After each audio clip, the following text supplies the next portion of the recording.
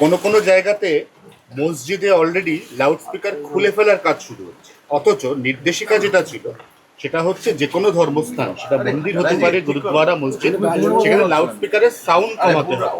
অনেক মুসলিম মৌলবাদী বা অনেক সংগঠন, ইমাম, তারা বলছেন যে রাজ্য সরকার যতটুকু বলেছে তার যেন ডবল পুলিশ হাইপার অ্যাক্টিভ হয়ে কাজ করছে, কোথাও কিন্তু মাইক খুলে নিতে বলে না। এটা কেন হচ্ছে? আমি জানি না কে করাচ্ছে, কেন করছে। সরকারের নির্দেশিকা, সেটা সবাইকে মানতে হবে। যদি কেউ জোর করে খোলায়, সেটা কথা বলা উচিত, ঠিক নয়। আর সব জায়গায় মাইক লাগানোর অনুমতিও নাই। মন্দিরে, মসজিদে সব জায়গায় মাইক লাগাতে হবে কে বলেছে?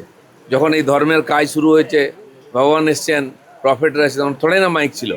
তো সেই জন্য অন্যের ডিস্টার্ব না হয়, সেজন্য সাউন্ড কন্ট্রোলে থাকা উচিত। এটা সরকার বলেছে, সেটাই সবার মানা উচিত। হ্যাঁ, কিন্তু সাউন্ড কন্ট্রোলের নামে অনেক ক্ষেত্রে যেটা হচ্ছে, পুলিশ একটু হাইপার অ্যাক্টিভ হয়ে গেছে এবং তারা অনেক জায়গা থেকে লাউডস্পিকার খোলার মৌখিক নির্দেশিকা জারি করছে। জোর করে কিছু করানোর দরকার নেই।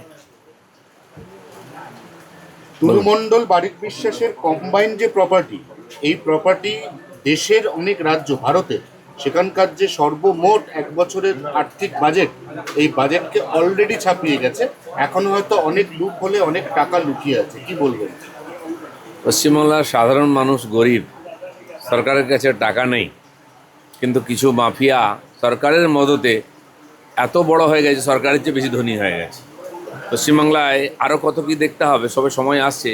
গত 15 বছর লুটের রাজত্ব চলেছে, তার পরিণাম হচ্ছে এই কিছু লোক ফুলে ফেপে উঠেছে, কিছু নেতা ফুলে ফেপে উঠেছে। তদন্ত চলছে, সবই বেরোবে। অভিষেক বন্দ্যোপাধ্যায় নিজে একসময় সেবাশ্রয় খুলেছিলেন। প্রাক্তন মুখ্যমন্ত্রী মমতা বন্দ্যোপাধ্যায় স্বাস্থ্যমন্ত্রীও ছিলেন। তিনি বলেছিলেন এসএসকেএম এর থেকে ভালো হাসপাতাল পশ্চিমবঙ্গে তো বটেই, ভারতবর্ষেও নেই। কিন্তু সেই এসএসকেএম এ নিজের চোখের যে চিকিৎসা, এই চিকিৎসা করাতে কোনোভাবেই রাজি হচ্ছেন না অভিষেক বন্দ্যোপাধ্যায়। আমার জানা নেই চিকিৎসার জন্য বিদেশে যান কি অন্য কোনো কারণে। আরও অনেকে যায় বিদেশে চিকিৎসার জন্য, সবাই যায় না। অনেকে গিয়ে হারিয়ে যান, আমরা দেখেছি 1-2 মাস। কী জন্য যান, এগুলো তদন্ত হওয়ার দরকার আছে। আর চিকিৎসার জন্য যদি ভারতের চেয়ে ভালো চিকিৎসা কোথাও হয় আর সেটার প্রয়োজন হয়, তো সেটা বিবেচনা করবে, ডাক্তাররা লিখে দিন, কোর্ট বিবেচনা করবেন। কিন্তু ভারতবর্ষের ডাক্তার ভালো না, ভারতবর্ষের হসপিটাল ভালো না, আমার মনে হয় না। আশপাশের বিভিন্ন দেশের লোকেরা ভারতবর্ষে চিকিৎসা করাতে আসেন, আর আমাদের মতো সাধারণ কোটি কোটি মানুষ তারা এখানকার চিকিৎসায় সুস্থ আছেন। শেষ প্রশ্ন, বাংলাদেশে একটা গণতান্ত্রিক সরকার আছে, তা সত্ত্বেও মৌলবাদীদের দমন করা যায়নি। তার কারণ শেখ হাসিনার ভার্চুয়াল বৈঠক, সেখানে পার্টিসিপেট করার অপরাধে সাকিব আল হাসান, বিখ্যাত ক্রিকেটার, উনি আইপিএলও খেলে গেছেন, তার বাড়িতে গতকাল রাতে ভাঙচুর হয়েছে, গুলি চলেছে। সেই ভিডিও গোটা বিশ্বে এই মুহূর্তে ছড়িয়ে পড়েছে। এর আগেও একজন ক্রিকেটারের উপরে বাংলাদেশে অ্যাটাক হয়েছিল, বাড়িঘর ভাঙা হয়েছিল।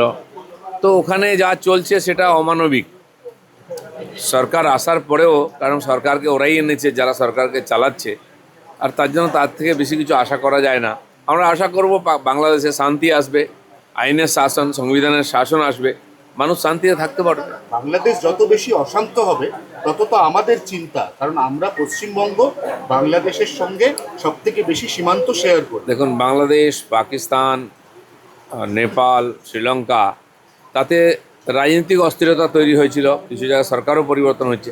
ঠিক সেই ধাঁচে ভারতবর্ষেও জেনজির নাম করে, আরও কিছু কিছু নাম করে একই চেষ্টা করা হয়েছে। কিন্তু যারা এটা করছেন বিদেশি দ্বারা অনুপ্রাণিত হয়ে, বিদেশের সহযোগিতায়, তারা জানেন না ভারতবর্ষের সমাজ অনেক স্থিতধী, অনেক পুরনো এখানকার কালচার। তারা হঠাৎ কারো কথায় নাচেন না। কিছু অর্বাচীন লোক লাফালাফি করেছে, তাদেরকে আইনের সামনে আনা হচ্ছে। কিন্তু যারা বাংলাদেশ থেকে, পাকিস্তান থেকে অনুপ্রেরণা নিয়ে এখানে উৎপাত করার চেষ্টা করছেন, তারা অসফল হবেন।